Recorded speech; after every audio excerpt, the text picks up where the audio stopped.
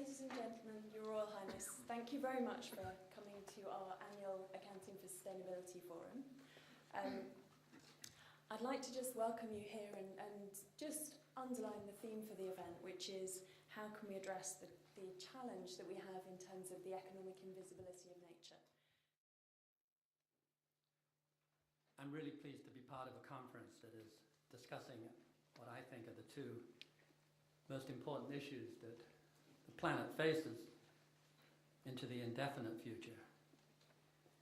First, the protection of the environment by recognizing its merits, and secondly, recognizing the value of all our resources and the dangers of reckless overuse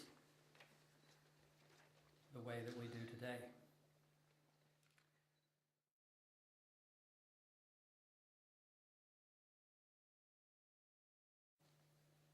In the end, all growth has to be qualitative.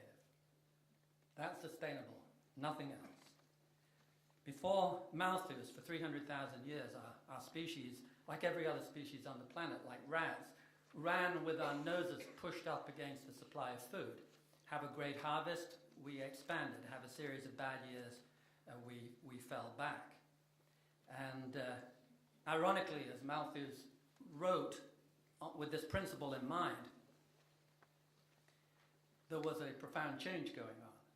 He wrote in 1798, and the Industrial Revolution in England was just starting up. It was based on coal, and really it should be called the hydrocarbon revolution, followed by oil and gas.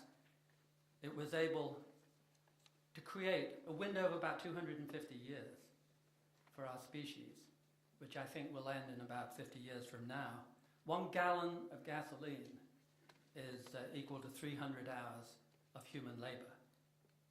This incredible leap in wealth and income catapulted our population, civilization, wealth, obviously science and everything that goes with it, catapulted our population far above our sustainable level.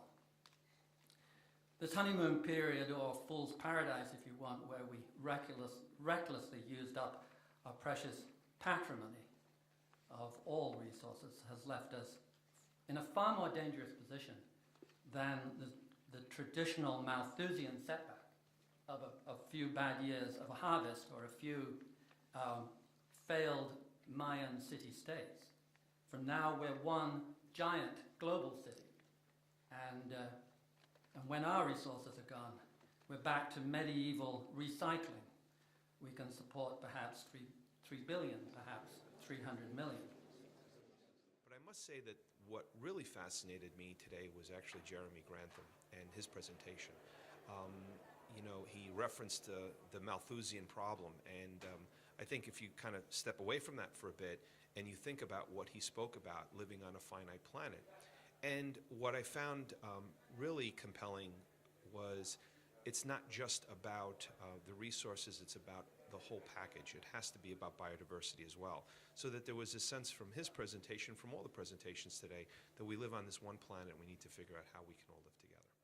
When the global scales are so vast, they're really hard to grasp. And the cause and effect is difficult to perceive.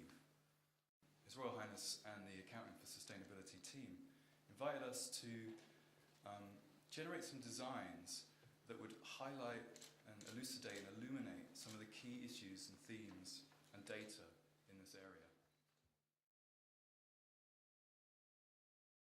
This diagram is called a tree map. And so what's happened here is we've taken the amounts and we've scaled them according to the dollar amounts below. And the colours here represent the category of expenditure. So green is opportunity, orange is value, pink is cost, and so on. In the bottom right-hand corner, we have this figure, 5,200 billion, 5.2 trillion, which is the economic value to the world of establishing a global network of nature reserves. We see that number, and again, it's out of context, so we can add numbers to contextualize that. But currently, we're spending 8 billion on our existing worldwide reserve network. It would cost us 14 billion to optimize and make that more efficient. And then a further 45 billion would actually create an ideal network.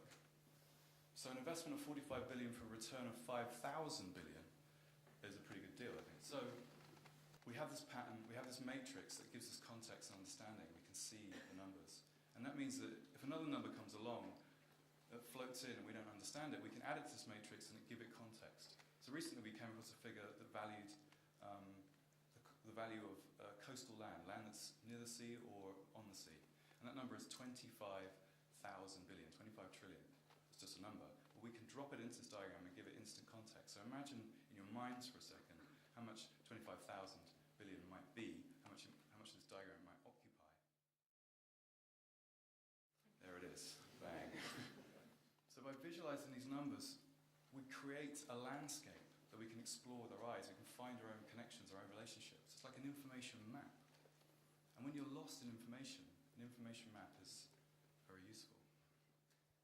I think David McCandless is a genius with data, and he manages to put things across in a very insightful and impactful way.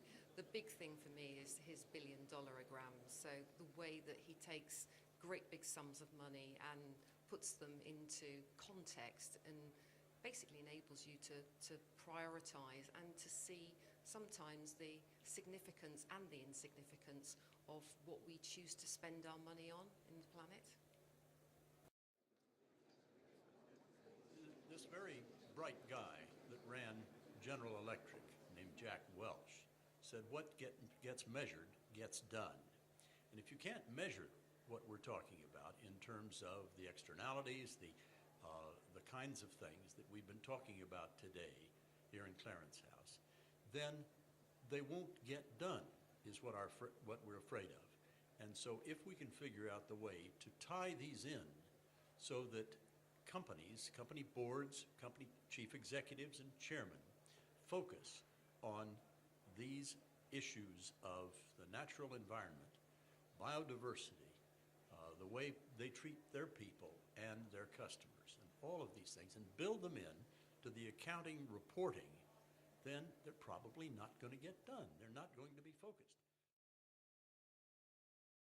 As a businessman, I thought, but how can business transparently tackle the challenge of the economic invisibility of nature?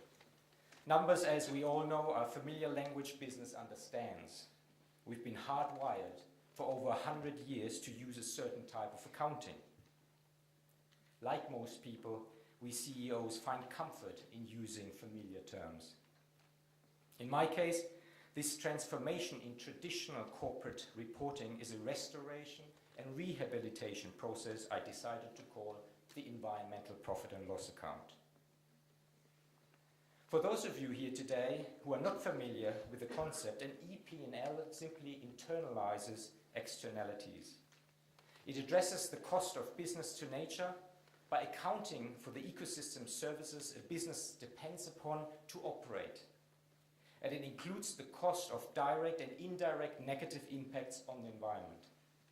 To put it simply, the EP&L is a means of placing a monetary value on environmental impacts throughout the entire value chain of a given business.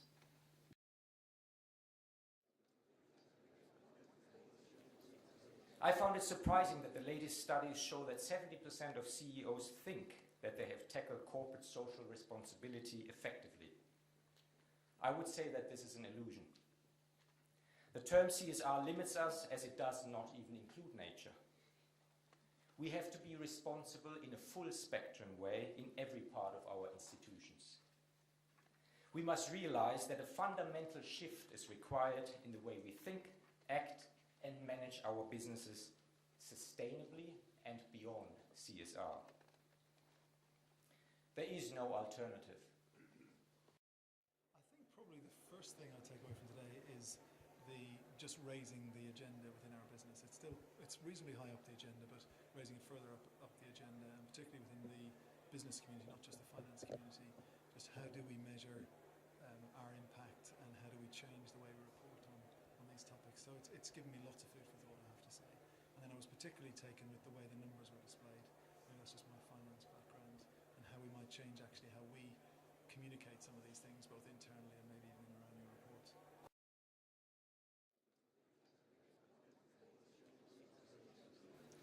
I think the real call to action in terms of companies who are here today and the message that they will have taken away from His Royal Highness is, first of all, get involved.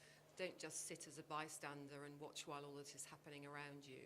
Secondly, I think engage people not just only within your own organisations but externally to your own organisations, and literally sign up for the pilot programme for integrated reporting.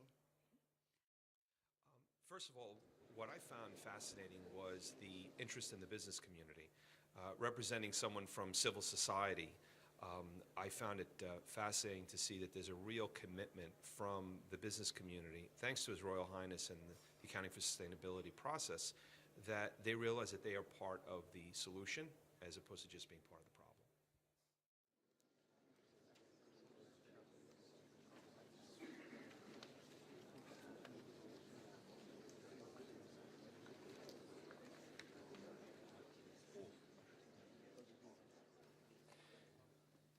I think it was the late Jawaharlal Nehru who pointed out that crises and deadlocks, when they occur, have at least this advantage.